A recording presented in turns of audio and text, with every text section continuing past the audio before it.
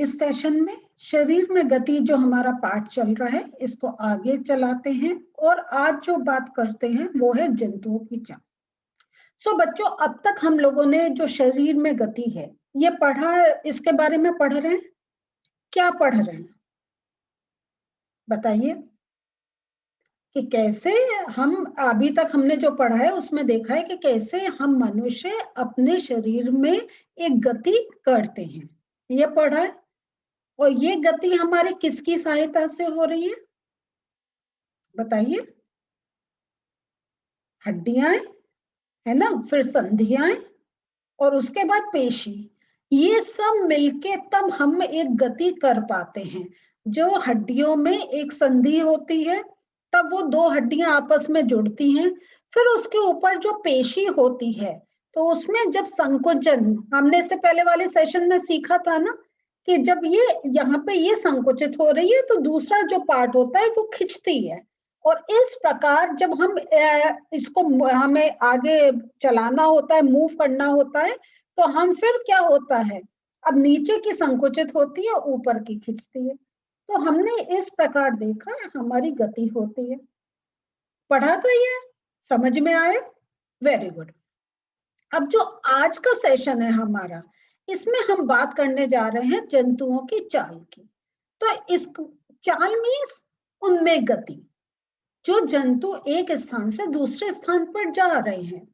अब आप कहेंगे कि हमने तो अपने शरीर की गति करी, हमने तो एक जगह से दूसरी जगह जाने की बात नहीं सीखी। लेकिन आप देखें, जैसे हमने हाथ को चलाना सीखा तो वही प्रकार से जब हमारे पैर आगे उठते हैं, चलते हैं, वही हमारी गति हो जाती है। और अभी तो बहुत कुछ है ये, जैसे जैसे आप और बड़े क्लासेस में जाएंगे इसको और ज्यादा एक डिटेल में समझेंगे, है? जैसे हमने पाठ में चले तो हमने देखा कि पहले हमने सिर्फ अस्थियों की बात करी, संधि की बात करी, उसके बाद पेशी की बात करी, तो कैसे हम एक एक स्टेज आगे बढ़े। इसी प्रकार अब हम जो बढ़ रहे हैं, हमने अपना जो एक मनुष्य का जो एक जीव का हमने देख लिया कैसे हम गति हो रही है, कैसे अस्थियां हमारे अंदर के जितने हमारे ऑर्गन्स हैं, जितने अंग हैं, उनको प्रोटेक्ट करती है ना।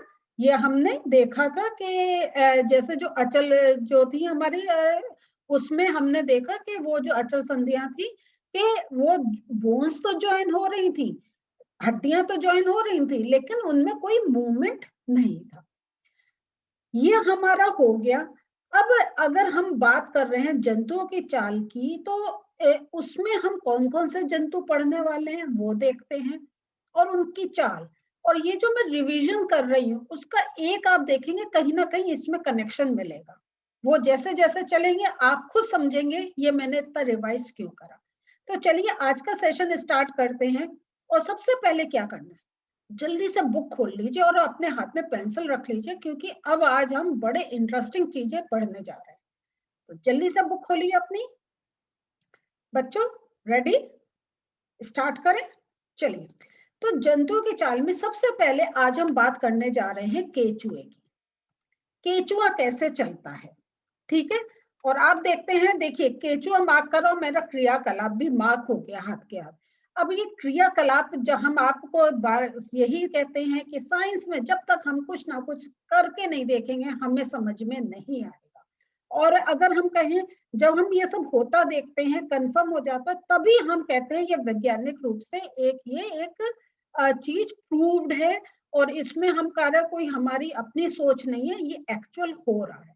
अब हम जब इसमें केचुए की बात करते हैं, इसको इंग्लिश में हम अर्थवर्म बोलते हैं, तो इसमें देखिए केचुए की गति की में जब हम ये केचुआ हमें जनरली मिट्टी में दिखाई देता है, जो बगीचे होते हैं उसमें दिखाई देता है। और जब बारिश बहुत हो जाती है तब हमें बहुत दिखाई देता है। तो वो क्यों दिखाई देता है? क्योंकि मिट्टी में रहता है, मिट्टी में पानी भर जाता है तो वो बाहर आता है। तो ये तो हमारी बात अलग हो गई, हमें तो अभी केचुए की गति की बात करनी है। तो इसके लिए वो कह रहे हैं आप ऐसा करिए, एक केचुआ पकड़ लीजिए। पकड़ सकते हैं?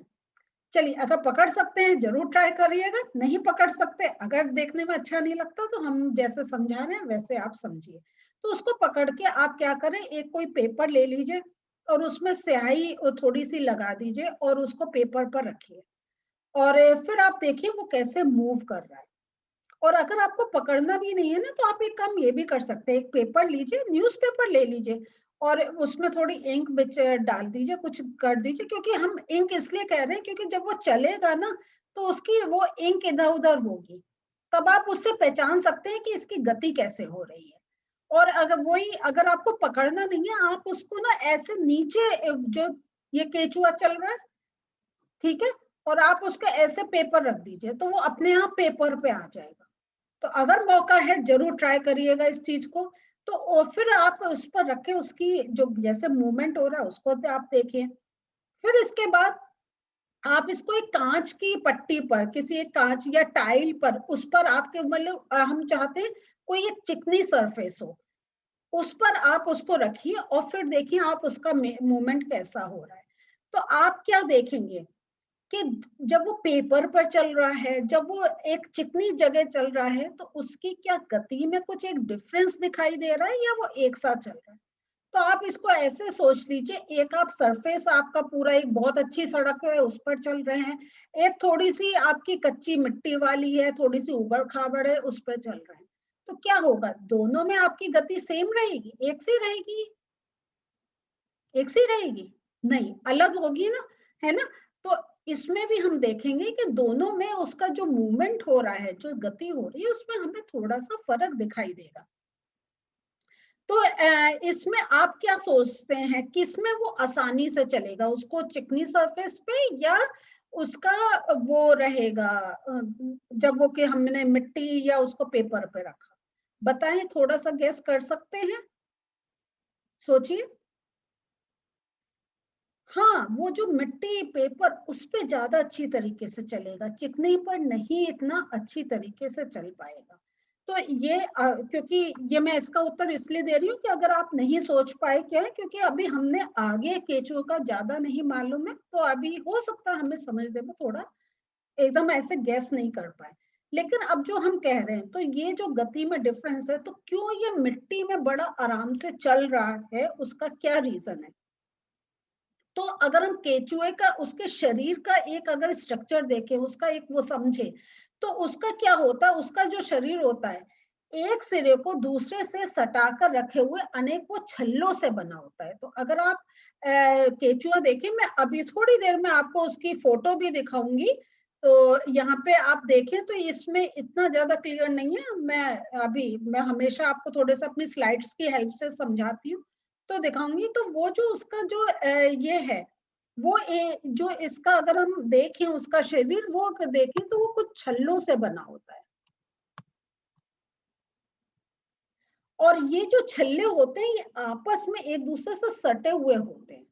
और ये जो और जो इम्पोर्टेंट बात है, इसको जरा मार्क कर लीजिए, केंचुए के शरीर में अस्थियां नहीं होती हैं।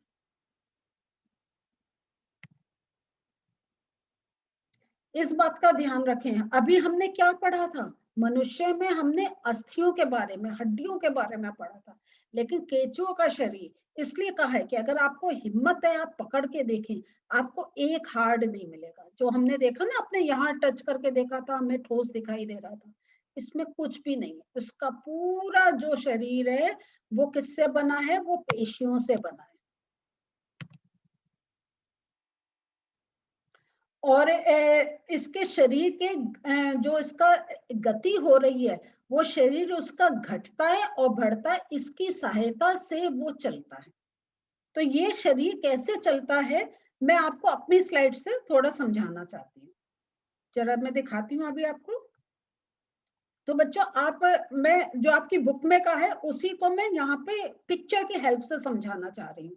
तो अब आप ये देखिए, ध्यान से देखिए, जो अभी हमने कहा था कि इसके जो शरीर होता है ये छल्लों से बना होता है, ये देख रहे हैं, ये आपको अलग अलग। तो इसको छल्ले जो कह रहे हैं, आप किसी और बुक में इसको सेगमेंट्स भी बोलते हैं, कि इसका जो बॉडी होता है वो सेगमेंटेड होता है, छल्ले वाला या सेगमेंटेड बॉडी होता है। और यहाँ पे देखिए, अब इसकी जो ये इसका चलने की, तो ये देखिए, ये संकुचित कर रहा है और ये फैला रहा है, और इस प्रकार से वो अपने को खींचता है। तो इसने ये संकुचित करा, यहाँ फैलाया, और ये पार्ट संकुचित, फिर क्या होता है, इसको फैलाता है, ये संकुचित होता है और इस प्रकार वो आगे बढ़ता चला जाता है। तो यहाँ देखिए, यहाँ था और यहाँ से देखिए ये अब इतना आगे हो गया।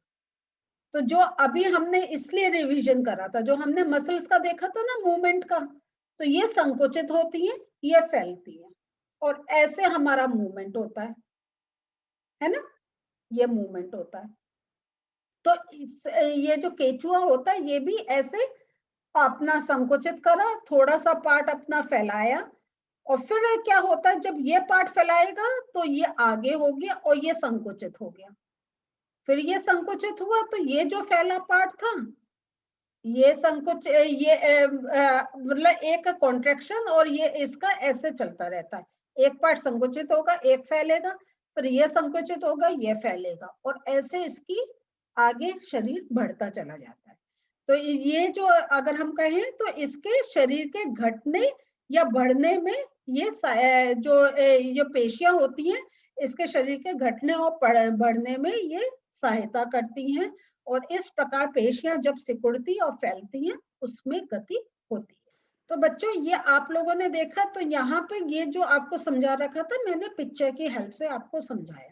अब ये जो इसका शरीर होता है वो क्या जमीन से वो किस प्रकार, अब हमने कहा वो जमीन में वो संकुचित हो रहा है, फैल रहा है, संकुचित हो रहा है, फैल रहा है। तो ये जमीन में किस प्रकार ये अपने को एक टिकाता है, वो किस प्रकार एक जमीन से बंधा रहता है। जैसे हम पैरों से जमीन से बंधे हैं तो उसका शरीर का कौन सा एक ऐसा अंग है जो शरीर उसके मिट्टी से बना हुआ होता है। तो इसके शरीर में ये आप देखिए, ये मार्क कर लीजिए, बहुत इंपॉर्टेंट है, इसको अंडरलाइन करिए। इसके शरीर में छोटे छोटे अनेक शूक बाल जैसी आकृति होती है। ये शूक पेशियों से जुड़े होते हैं और ये शूक मिट्टी से उसकी पकड़ को मजबूत बनाते हैं। ठीक है, तो अगर आपने अभी पिक्चर में देखा होगा उसमें छोटे छोटे से उसके शूक निकले हुए हैं। अगर होगा मैं आपको एक बार अभी फिर से पिक्चर दिखाऊंगी और तब आपको और ज्यादा समझ में आएगा। तो इसके जो है, तो ये शूक जो इसके मतलब एक बहुत समझ लो एक बाल जैसी बहुत हल्की सी है, वो आप बहुत ध्यान से देखेंगे तब दिखाई देगा। और अगर है तो आप इसके कुछ वीडियोस भी देख सकते हैं, तो वीडियोस में बड़ा क्लोजअप लेके दिखाते हैं। तो वो आप उसको, और वो शूक मिट्टी को में पकड़ बना के उसको एक चलने में सहायता करते हैं। और एक केचुए की और बहुत अच्छी बात है और इस पे प्रश्न पूछे जाते हैं जो मैं आगे आपको बता रही हूँ, कि ये अपने रास्ते में जितनी आपने आने वाली मिट्टी होती है ना उसे खाता चला जाता है। और फिर क्या होता है, जैसे हर किसी का एक डाइजेशन प्रोसेस होता है, पाचन क्रिया चलती है कि कुछ हमारा शरीर में उपयोग में आता है, कुछ हम शरीर से निष्कासित कर देते हैं। तो इस प्रकार वो भी केचुआ भी जो अनपचे जो पदार्थ होते हैं इनको अपने शरीर से वो निकाल देता है। और ये जो कार्य होता है ये कि मिट्टी को बहुत उपजाऊ बनाता है। तो जो रास्ते में आने वाली मिट्टी जब वो खाता है और जो अनपचा पदार्थ जब बाहर वो निकालता है, वो अनपचा पदार्थ आपका ये एक कहें एक फर्टिलाइजर की तरह काम करता है और ये जो पौधे होते हैं इनको बहुत फायदा करता है। तो इसलिए कभी कभी हम केचू को कहते हैं कि this earthworm is friend of farmer. ये एक किसान का दोस्त होता है क्योंकि मिट्टी को उपजाऊ बनाने में बहुत सहायक होता है। और आप कहीं देखेंगे अगर मिट्टी में कुछ फर्टिलाइजर कुछ डालते हैं ना तो उसमें थोड़े से हम केचुए भी डाल के रखते हैं, क्योंकि वो जो इनका अनपचा पदार्थ जो वो बाहर निकालते हैं वो एक फर्टिलाइजर और अच्छा बनता चला जाता है। तो ये बच्चों ये तो हमने पढ़ा केचुए के बारे में। आज आज हमारा दूसरा एक और हम जीव की बात कर रहे हैं, वो है घोंगा। ये देखिए घोंगा, देखा है आपने, कि समुद्र के पास ज्यादा दिखाई देता है। और कहीं कहीं वैसे भी कुछ अगर आप बिल्कुल समुद्र के पास नहीं है लेकिन उसके आसपास कहीं रह रहे हैं तब भी वहां पर भी आपको दिखाई देता है। इस घोंगे का अगर आप जानते हैं तो ये क्या होता है, ये जो पार्ट होता है ये शेल होता है, बहुत एक हार्ड पार्ट होता है। और ये एक्चुअली ये घोंगा नहीं है, ये घोंगा का शेल है, घोंगा ये है। ठीक है, और ये एक कवच की तरह काम करता है, और इसको हम अगर कहें तो हम इसको घोंगे का बाह्य कंकाल भी बोल सकते हैं। लेकिन ये अस्थियों का नहीं बना होता है। कंकाल की बात कर रहे हैं तो अस्थि नहीं है इसमें, लेकिन हम इसको, क्योंकि आप जब आगे बड़े क्लासेस में जाएंगे ना तो आप देखेंगे कैसे जीव कैसे उत्पन्न हुए इस धरती पर। तो पहले बहुत छोटे, फिर उससे बड़े, फिर उससे बड़े, फिर उससे बड़े, ऐसे जीवों का एक वो उत्पन्न हुए हैं। तो वो हम एक पूरा चलता है। तो हमारा जो अगर कहें अस्थियां बननी बहुत देर बाद शुरू हुई है। पहले ये सारे क्या पेशी वाले ही, मस्कुलर ही हमारे जो जीव थे वो वैसे थे। तो ये जो कवच है ये एकल एकक होता है, और ये घोंगे को इसको क्या करने होते हैं, मतलब एकल एकक मीन्स ये पूरा एक अपने में है, कहीं इसके अंदर कोई वो नहीं है। जैसे अभी हमने संधि पढ़ी थी ना, जॉइंट्स पढ़े थे, ऐसा कुछ नहीं है। और ये घोंगे को इसके चलने में सहायता करते हैं। और ये घोंगे के, और जब घोंगा आगे चलता है तो ये कवच भी उसके साथ साथ चलता है। तो अगर हमें अब घोंगे के, अगर हमें समझना है कि उसका मूवमेंट कैसे होता है, तो इसके लिए आप क्या करें, कांच का कुछ ले, कांच का सरफेस, और उस पर रखिए, और फिर कांच के ना नीचे से देखिए। तो कांच इसलिए कह रहे क्योंकि कांच क्या है, ट्रांसपेरेंट होता है, तो उसके ऊपर जो कुछ है हमें नीचे से दिखाई देगा। हमें यह देखना है कि घोंगे की क्या नीचे क्या ऐसी चीज निकलती है जिससे की सहायता से वो चलता है। तो तब हम जब ध्यान से देखेंगे तो आप देखेंगे कि कवच का जो छेद खुलने पर, ये एक कवच है, तो जनरली क्या होता है, घोंगा कवच में अपने को दुबका के रखता है। जब चलना होता है तब वो बाहर चलता है, और कभी कभी तो अंदर से ही धीरे धीरे चलता है। तो जब ये छेद खुलने पर आप क्या देखेंगे, कवच में से एक मांसल, एक मस्कुलर कुछ एक से संरचना बाहर आती है। और वो जो संरचना बाहर आती है वो उसका क्या होता है, पैर होता है, पाद होता है। और ये जो है ये दृढ़ पेशियों के बने होते हैं। और जब आप इसको बहुत ध्यान से देखेंगे तो इसके जो पैर है ना, ये लहरा कर गति करते हुए दिखाई देते हैं। तो आप जरा सा सोचिए, केंचुए की गति और घोंगे की गति किसकी तीव्र होगी, जरा सोचिए। ठीक है, तो अब मैं आपको जरा स्लाइड से इसको और ज्यादा समझाती हूँ। तो बच्चों आप देखिए, पहले हम एक जरा सा जो हमने केंचुए की बात करी थी, हमने दिखाया था ना कि उसमें वो हेयर लाइक स्ट्रक्चर, बाल जैसे निकले होते हैं। ये देखिए, अगर आपने पहले पिक्चर में ध्यान नहीं दिया, इस प्रकार से होता है। ये तो हमने पिक्चर में क्योंकि समझाना है तो इसको थोड़ा बड़ा करके दिखाया है, लेकिन ये बहुत महीन होते हैं। तो ये देख लिया आपने, अब घोंगे का देखते हैं। तो देखिए घोंगा, ये ऊपर शेल होता है। आपने ऐसे शेल तो बहुत देखे हैं, डेकोरेशन में भी यूज होते हैं। तो अगर हम, और ये देखिए, ये इसका ये जो नीचे देख रहे हैं ना, ये इसके पाद की तरह, ये देखिए पूरा देखने से ही लग रहा है मांसल है, मस्कुलर है, कोई इसमें हड्डी कोई अस्थि कुछ नहीं है। और ये जो होता है ये बहुत दृढ़ पेशी से बना होता है, और इसकी जो गति है वो लहरदार होती है। तो अब आप सोचेंगे, जब हमने इतना समझाया था ना ये अपना कि हमारे कैसे इसमें मसल्स कॉन्ट्रैक्ट हो रहे हैं, दब रहे हैं, फैल रहे हैं, तो देखिए यही हम जब जीव हैं तो यही इनका जो, इनकी जो पेशियां हैं, यही इनका हेल्प करती हैं, यही इनको सपोर्ट करती हैं कि वो अपनी एक स्थान से दूसरे स्थान पर मूव कर सके। वो उनमें जो हमारा एक चैप्टर ही है कि उनमें गति कैसे वो उत्पन्न कर पाते हैं।